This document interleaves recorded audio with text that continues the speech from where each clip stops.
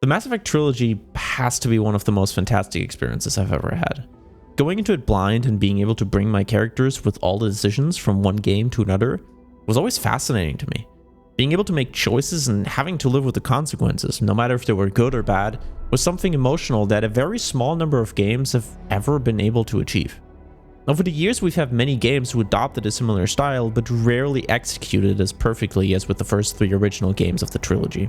The writing, the overarching story, and the characters made it a perfect sci-fi journey to embark upon.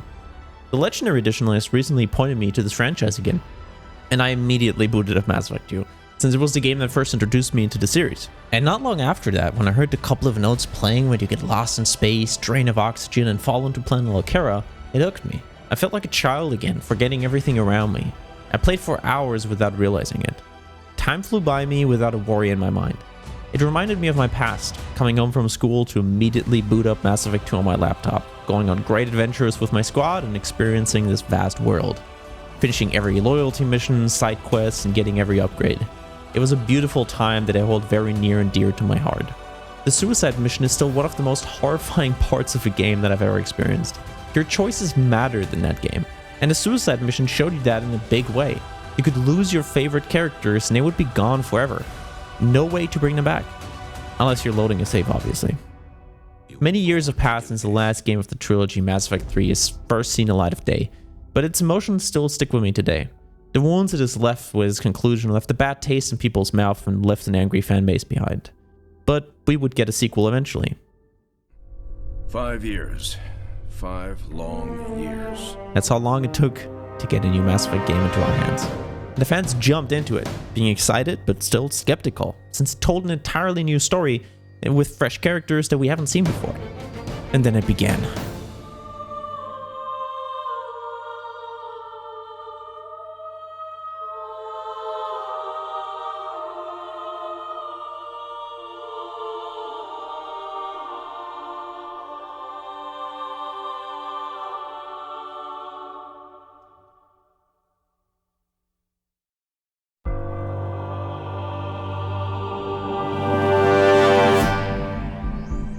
Let's just say that the release wasn't pretty.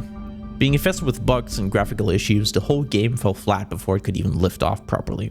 Since then, most people always remembered this entry as the buggy mess that it was on release. And for that exact reason, I actually never played it. With the integration of EA Play into the Xbox Game Pass, I will eventually get to it in the next following weeks, because I want to experience the game after all the fixes that came out after launch, and see how good of a game it really is. But if we take a look at all the critical reviews and general reception, most people seem to be very disappointed, and I get it. Even if it might not have been a bad game itself, it's just not the Mass Effect that we fell in love with. The characters and all the stories we've experienced with them were gone. Or so we thought.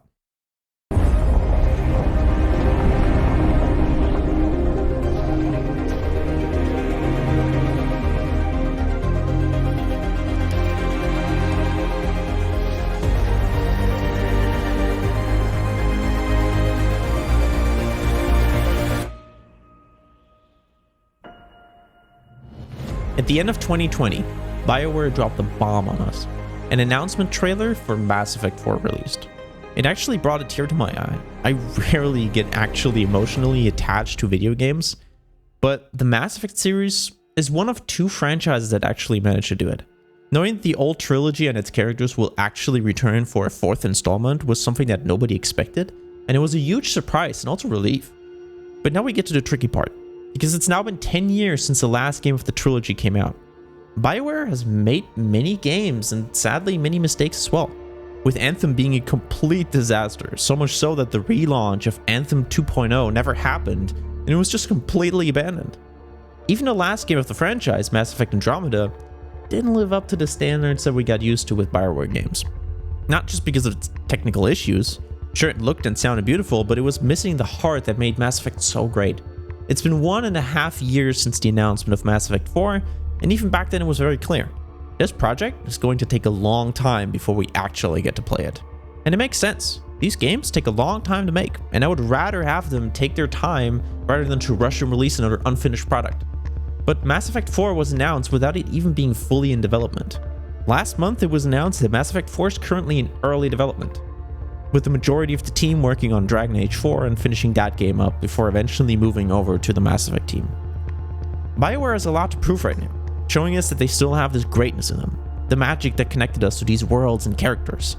And Dragon Age 4 will be an early preview to see if we can still be hopeful about Mass Effect 4 or if we should be worried.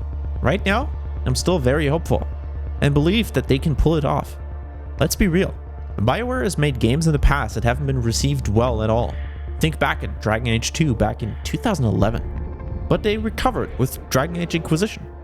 It wasn't perfect, but it was better. And I think they can repeat the same again. BioWare, I just want you to take the time to treat this franchise and these characters with the utmost respect.